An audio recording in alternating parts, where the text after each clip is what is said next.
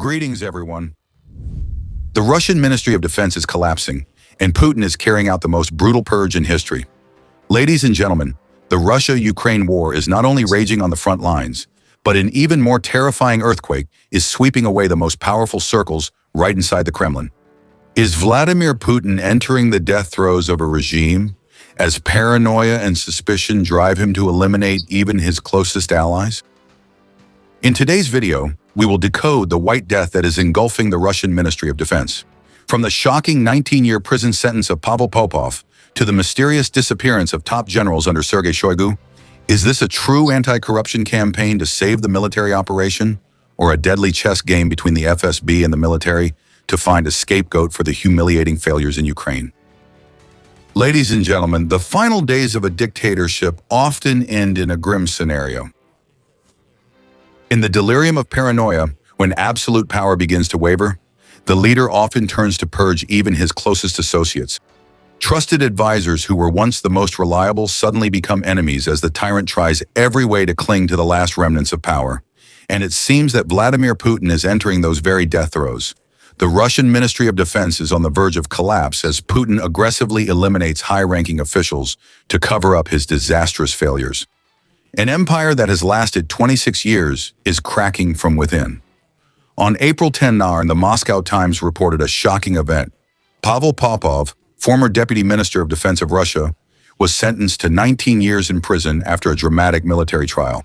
He held an important position from November 2013 to June 2024. Popov was accused of a long list of charges ranging from corruption, fraud, and forgery to unlawful appropriation of weapons. However, the last straw was his scheme to appropriate the budget allocated for Patriot Park, a proud military symbol of Russia, to build a private residence for himself. You might simply think that this is just a campaign to clean up the system by removing a corrupt official. But the truth behind Popov's sentence is much darker and more complicated than that.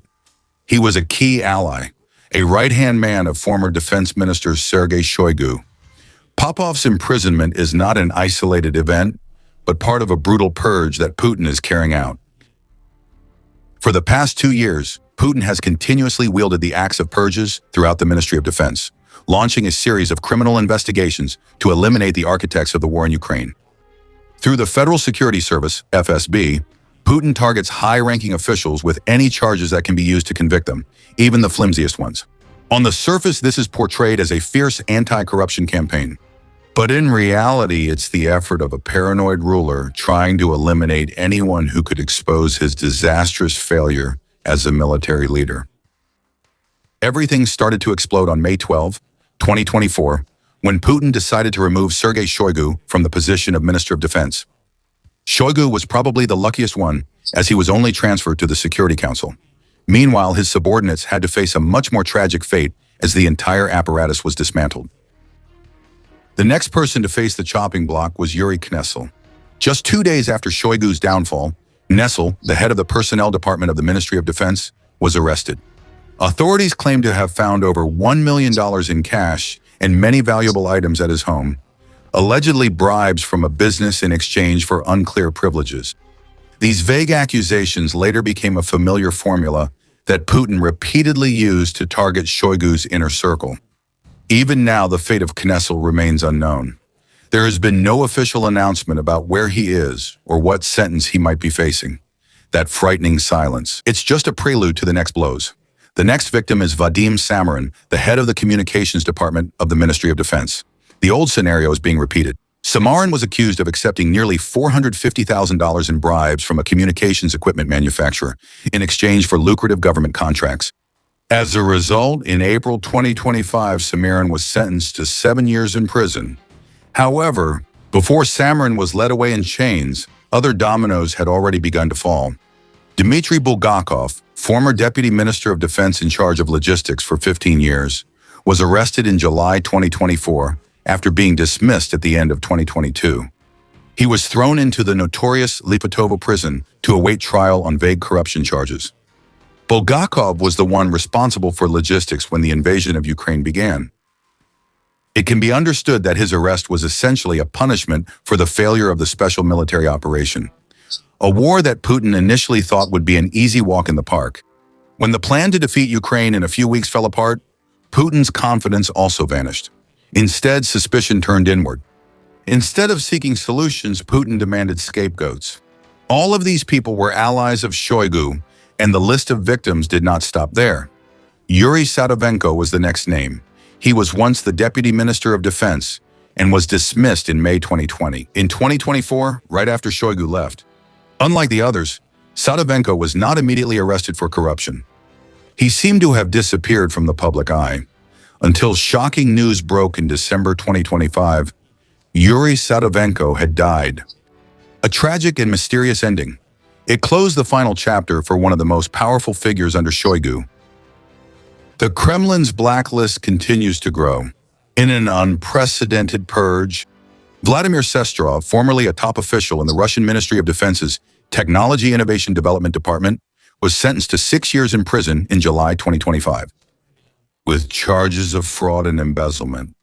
But that's just the tip of the iceberg. Just a few weeks earlier, Timur Ivanov, another key figure among the deputy ministers of defense, had just taken over the responsibilities from Satovenko. But he was dismissed, and just a month later, he was also handcuffed. Ivanov was sentenced to 13 years in prison. It's the same old story of bribery and embezzlement. This vicious cycle of crime didn't stop there. Ruslan Salakov was the next name to follow in their footsteps. Having served as Deputy Minister of Defense, Salakov was prosecuted in early March 2026 on charges of embezzlement and, notably, money laundering. We are witnessing a scenario that keeps repeating itself. It's an ironic situation within the organization. For the past 2 years, the Russian military's top leadership has seen this happen repeatedly. Pavel Popov is just the latest piece to be removed from the board in the ongoing purge. Shoigu's allies are being abandoned by Putin. At least Popov's fate is still reported in the news. Of the 7 high-ranking officials arrested or purged, some have vanished without a trace. Or perhaps they have become victims of the mysterious sudden death syndrome that observers often mention in Russia. 2 schools of thought explain this upheaval. On one hand, it's the fight against corruption, as Putin has always claimed. Maybe the Russian leader has chosen a major overhaul, accepting significant upheaval in the organization. Stability is needed most while gunfire is still raging in Ukraine, just to root out the parasites that are draining the defense budget. However, another perspective reveals a harsher truth, completely changing the way we view these consecutive arrests. John Hardy, Deputy Director of the Russia Program at the Foundation for Defensive Democracies, says Shoigu's allies are being targeted for more than just corruption. Instead, it results from ongoing internal power struggles between powerful agencies. Shoigu publicly criticized the defense industry for failing to supply enough military equipment, but the Federal Security Service, FSB, although largely responsible for the failures. At the beginning of the war, they were extremely clever in shifting public anger onto the military. This is a life-and-death chess game, where one agency tries to destroy its opponent before being destroyed itself. The FSB, in an effort to maintain Putin's trust, put on the mantle of a hero fighting corruption in the military. Whether by accident or design, most purged officials were close to Sergei Shoigu. The former Russian defense minister seems to have been taken down in a series of cunning political moves, reminiscent of ruthless power struggles. For Putin, the downfall of these people is extremely convenient. In the context of the war in Ukraine dragging on for more than 2 years with losses that can no longer be concealed, pressure is mounting on the head of the Kremlin. Not only is he furious over the failure of the special military operation, but he also clearly feels the simmering wave of anger within Russia as the partial mobilization order has sparked much controversy and the casualty numbers keep rising. This purge has therefore become a perfect shield for Putin to blame his subordinates. Removing several top officials helps Putin appear as a decisive leader working to improve the battlefield situation. All the disappointment of the people and soldiers is eased by pointing fingers at the culprits and declaring that those responsible for the failures have been removed, and now Russia will move toward glory. This is the most basic form of populism, where Putin is willing to turn anyone into a scapegoat to protect his own glory. Moreover, it instills extreme fear among the elite, a strong message that anyone who fails to meet the expectations of the Tsar will be ruthlessly eliminated. It's important to note that the corruption charges seem to have been fabricated from the start. Russia's current political system is built on loyalty in exchange for benefits, allowing those close to power to profit illegally in order to ensure obedience. Putin enriches them so they do his bidding, but this loyalty is clearly one-sided. When Putin feels a pawn is no longer valuable, he will use the very rope he gave them to carry out a political death sentence. That allows him to continue living in the illusion that the failures in Ukraine were never his fault. However, we cannot ignore the fact that the Purge is only focused on Shoigu's faction. Perhaps this is not just a coincidence. Could there be a deeper reason why Putin is targeting these specific names? Shoigu, who used to be his closest ally, may now have become a threat. Rumors about Shoigu intending to turn against Putin have been circulating since mid-2022. Former CIA officer Daniel Hoffman once commented that Putin may be facing challenges from his own top advisors, those who are disappointed by his decision to launch the war. They are also angry at being made scapegoats for their superiors' mistakes. In the end, this purge is how Putin eliminates support networks of potential challengers before it's too late. Daniel Hoffman, a veteran former CIA officer, he once made a sharp assessment about the three most powerful figures who could directly threaten Vladimir Putin's position. They are Security Council Secretary Nikolai Patrushev and Federal Security Service Director Alexander Bortnikov. And the last name, which shocked many observers, is Shoigu. Up to this point, the first two names still seem to have the favor of the Kremlin's leader. However, for Shoigu, reality has been much harsher. This general was not only removed from the powerful position of defense minister, but also had to helplessly watch his closest associates, his most trusted people, be taken down one by one like dominoes. What Hoffman predicted was probably not just a baseless rumor. The event that took place on March 10 pushed the wave of suspicion to its peak, as the chaos within Russia began to be directly linked to the name Shoigu. According to leaked information from the OGPU Telegram channel, a source that has close ties to the corridors of power in the Kremlin, a series of internet outages and access restrictions in Moscow at the beginning of March were not random incidents. These technical barriers were set up right at sensitive locations of law enforcement and military forces, coinciding strangely with the time when close allies of GU were arrested. An anonymous source revealed that the internet outage only ended right after Ruslan Chalikov was subdued. Rumors began to spread after Chalikov. The only remaining target was none other than Sergei Shoigu. Though he had fallen out of favor, Shoigu still held some influence among the top ranks and intelligence agencies. In the stifling atmosphere of March, whispers about a coup attempt against Putin began to circulate, even though concrete evidence still lay in the shadows of power games. For Shoigu, the little remaining influence could be his last shield, helping him temporarily escape oblivion. But that shield is getting thinner with every arrest order Putin issues. Slowly, but extremely ruthlessly, those who once stood by Shoigu throughout his journey at the Ministry of Defense are being wiped out. Soon, Shoigu will find himself alone in the midst of the purge. At that time, the truth will be revealed, whether Putin is trimming away the rotten branches to protect himself, or quietly digging up the very foundation Shoigu is standing on, preparing for a final blow in the name of fighting corruption. Even if the rumors of a coup are just fabricated, Putin's actions clearly show that he is surrounded by fear of being overthrown. This is the ultimate paranoia of a dictator when his power begins to crack. A leader who has spent decades building a sophisticated system of corruption and fake alliances around himself. Now he has to watch it all fall apart just because of bitter failures on the battlefield in Ukraine. A bitter irony is unfolding. The purge at the Russian Ministry of Defense could bring about the exact opposite result of what Putin expects. Instead of creating fear to ensure loyalty, Putin is unintentionally heating up a political pressure cooker. The Russian elite, who only gained their status with the Tsar's permission, are now beginning to feel resentment instead of fear. As the pressure rises, the conspiracies that Putin tries to prevent may actually be the very thing forming out of that resentment.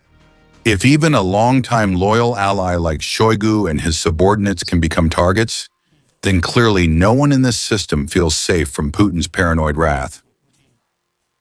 In this game, the Federal Security Service, FSB, has become Putin's own police force, tasked with dismantling the Defense Ministry's network. This blatant favoritism only worsens the division and hatred within the government apparatus. Putin wants absolute obedience, but he is sowing the seeds of rebellion. The new figures brought in to fill those vacant positions will always fear they are the next pawns to be sacrificed. They understand that just one wrong move, or even without doing anything wrong. Just if Putin needs someone to blame for strategic failures, their fate will also end on the political chopping block. A February analysis by the Center for European Policy Analysis says Putin is urging security agencies to act more aggressively than ever. Meanwhile, he is ruthlessly dismantling the agencies steering the Ukraine war in Russia's favor. This reveals a very dark mindset, because he and his secret services believe that if they lose this war, it won't just be a military defeat, but the collapse of the entire nation, the system, and themselves. By late March, this tightening had expanded from high-ranking officials to ordinary citizens. Mobile internet was blocked for many days, and apps like Telegram were strictly restricted to force people to use social media platforms controlled and monitored by the Kremlin. Putin's control was no longer limited. From the Ministry of Defense, now it is directly targeting the Russian people. People might believe the claims about eradicating corruption, but from a geopolitical perspective, this is clearly a sign of a regime in its final stage, where the ruler sees enemies everywhere. If the real motivation behind eliminating Shoigu's faction is to consolidate personal power, then Putin is paralyzing his own military just to buy more time, to make up new excuses for the quagmire in Ukraine. All excuses will eventually run out. What will happen to Putin when the last veil is lifted? Perhaps another purge will break out before this regime completely collapses. Right now, inside the Kremlin, there are still voices brave enough to warn that Russia's position in Ukraine has reached a critical point. Putin's denial remains very strong. But how long can it last when Ukraine continues to achieve key victories on the battlefield? So, what do you think? Is Putin's purge of numerous high-ranking generals weakening their fighting strength on the Ukrainian battlefield? Is Sergei Shoigu the next name to step onto the political chopping block? Or does he still have enough cards to turn the tide against the Kremlin's delusions?